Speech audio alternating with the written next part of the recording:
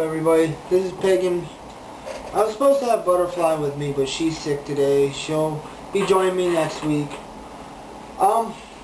Just wanted to talk about this past week's wrestling and give my predictions for tomorrow's Against All Odds pay-per-view. So far this week, it's been an interesting week in wrestling, I ain't gonna lie. Raw was semi-interesting in the beginning, and they hyped it up really good on who Undertaker was going to pick, but we all knew Batista. There was no doubt. Triple threat match to determine the #1 contender for John Cena's title. Good match.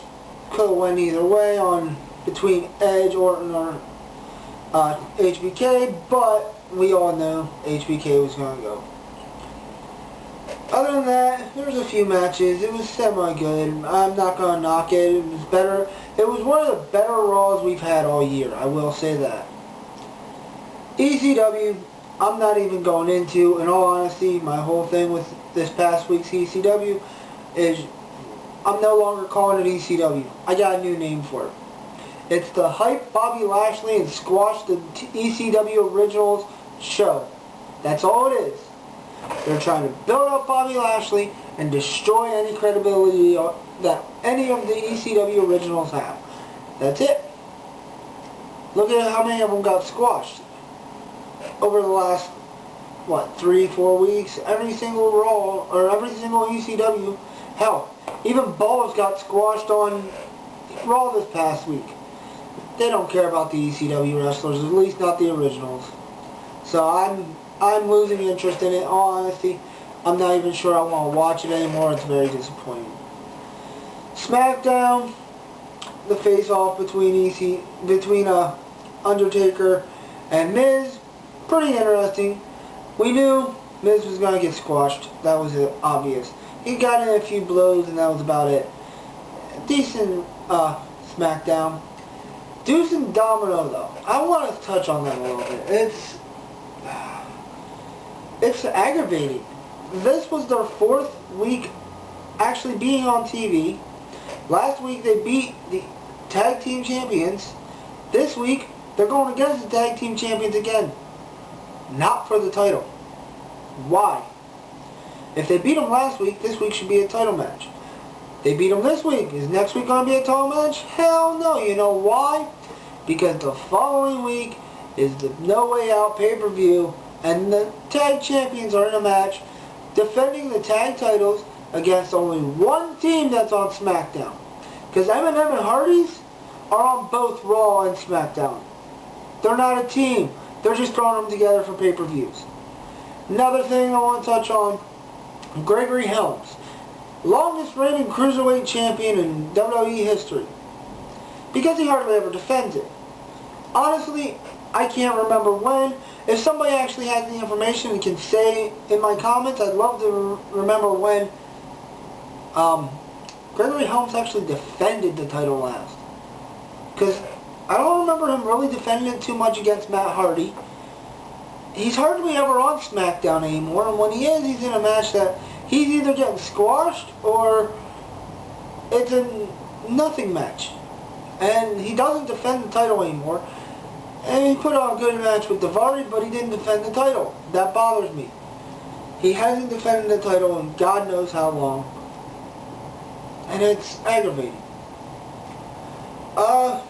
Impact, it was better than last week. This past week's Impact was actually pretty decent. Hyped all the matches for tomorrow's pay-per-view. Had a few good matches. It was pretty decent. So, I'm not going to say it was the best Impact this year, because there's been better ones. There's been better ones last year. In all honesty, it wasn't up to what Impact could be, but it's improving. I think you can really tell Russo wasn't involved with it as much. I think a lot of people saw how the show went last week's, and when they were recording it, they were like, look, we got to change some of it. So, who knows what's going to happen. Alright. Now, as for Against All Odds tomorrow, here's my predictions on the matches. This is what I think is going to happen, could happen, or should happen. Christy Hemme versus to be announced. There's a couple different ways that could go. I have a feeling Kip James will be involved in it one way or another. I've actually read online somewhere, a lot of people are thinking this could be Lita's debut into TNA. Possible. I'm not going to say it's not possible, because it very well could happen. I almost doubt it, though. I don't know who she's going to fight, but I don't think it's going to be Lita. So there's a chance. I'm not going to say there's not a chance. As far as who's going to win it, I can't say without knowing who the opponent is. James Storm and Miss Tennessee versus Petey Williams and Gail Kim. I think seeing Gail Kim and Miss Tennessee in the ring together is going to be interesting because they both can wrestle.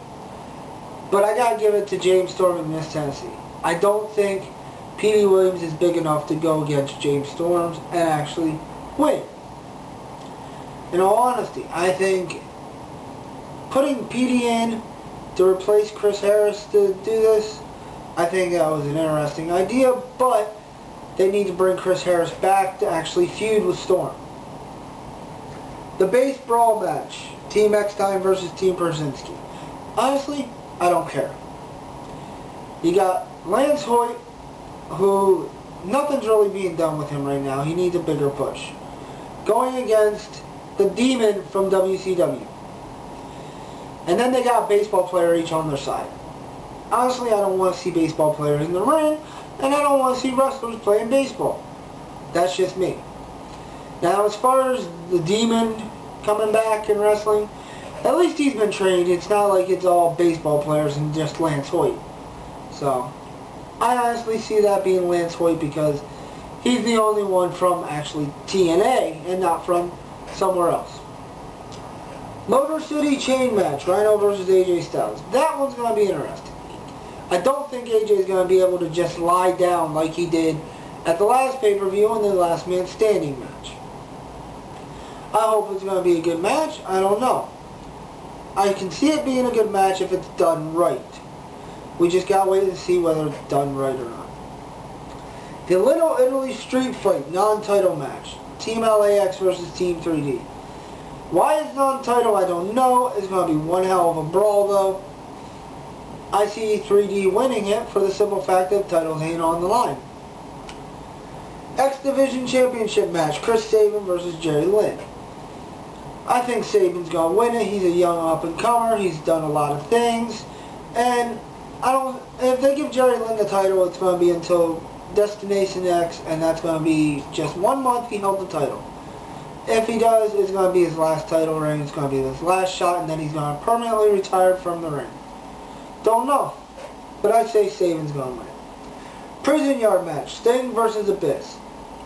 That one's got me a little frustrated. When I heard Prison Yard match, I'm thinking they're going to be in a prison yard surrounded by a cage with barbed wire on top. It sounds interesting. Turns out that's not the case. You start outside the arena, you battle your way into the arena, in the ring, and then put your opponent in the cage.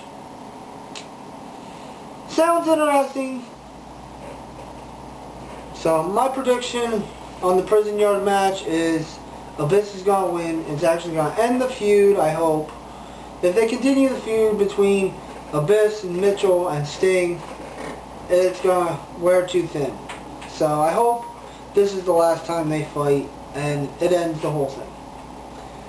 The NWA World Heavyweight Championship match, unofficial special enforcer Samoa Joe, Christian Cage versus Kurt Angle. I think Samoa Joe's going to help Kurt by keeping Tom Cohen Steiner at bay, but I think they're still going to interfere somehow. It's going to be interesting to see how it all works out, but I think Angle's going to win it to continue the feud with Samoa Joe, and that way Samoa Joe can still go for the title. Yo Tina, your time is up. You can't see me, you phony chump. You ain't a franchise, you's a poser punk. You can't see me, this shit gets sunk.